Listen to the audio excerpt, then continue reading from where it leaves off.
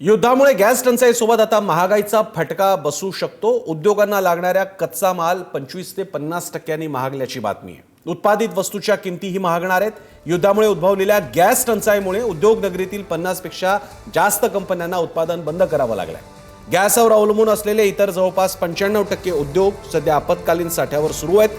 त्यांच्यावर केव्हाही टाळं ठोकण्याची वेळ येऊ शकते, अशी महाभयंकर परिस्थिती ओढावली असतानाच आता कच्च्या मालाच्या दरवाढीनं उद्योजकांची झोप उडवली आहे। प्लास्टिक, पॅकेजिंग, अन्न प्रक्रिया, फार्मास्युटिकल्स म्हणजेच औषध क्षेत्र, इंजिनिअरिंग, ऑटो कॉम्पोनंट आणि केमिकल्स या क्षेत्रातील कच्च्या मालाच्या किमतीमध्ये मोठी वाढ झाली।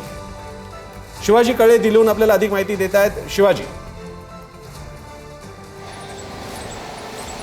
प्रसन्न सर, सप्लाय चेन अक्षरशः ठप्प पडलेली आहे।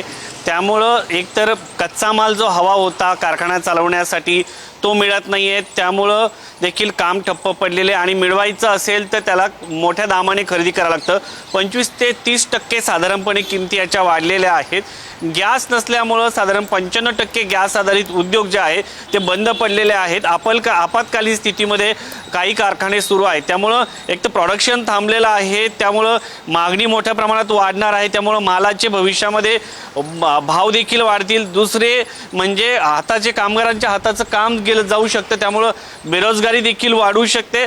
या अशी सगळी परिस्थिती जी आहे ती होताना पाहायला मिळते। खास करून प्लास्टिकच्या बॅगा, त्यानंतर जे लघु उद्योग आहेत MSMEचे त्याच्यावरती मोठी कुऱ्हाड कोसळताना पाहायला मिळणार आहे। आणि सध्या तरी परिस्थिती अजूनही आटोक्यात आहे, कारण पुढच्या आठवड्यात जर युद्ध गेलं तर साधारणपणे अनेक कामगार जे आहेत ते बेरोजगार होऊ शकतात। अनेकांच्या बँकांचे हप्ते जे आहे ते देखील थकायला सुरुवात होऊ शकते। त्यामुळे याची जी पूर्ण सायकल आहे ती जर थांबली गेली, कारण कारखान्याचं प्रोडक्शन बंद होईल, प्रोडक्शन बंद झालं तर एकीकडे मालाचे भाव वाढतील, त्याचबरोबर कामगारांच्या हाताला काम नसेल तर जे कारखानदार आहे ते देखील या कामगारांना पगार देऊ शकणार नाही, त्यामुळे त्यांच्यावरती देखील बेरोजगारीची कुऱ्हाड बसेल आणि मग हप्ते जे असतात बँकांचे ते देखील थकू शकतात। अशी एकंदरीत जर ही सप्लाय चेन जर पाहिली सर तर ही अत्यंत कठीण होताना पाहायला मिळते। शिवाजी, खरंच कठीण परिस्थिती। आपण अपेक्षा बाळगूया लवकरात लवकर या युद्धाला उतारा मिळेल, हा युद्ध थांबेल आणि आपल्या सगळ्या श्रमिक कष्टकरी लोकांच्या साठीची ही संकटाची क्रांती तलवार दूर होईल। धन्यवाद तुम्ही दिलेल्या माहितीबद्दल।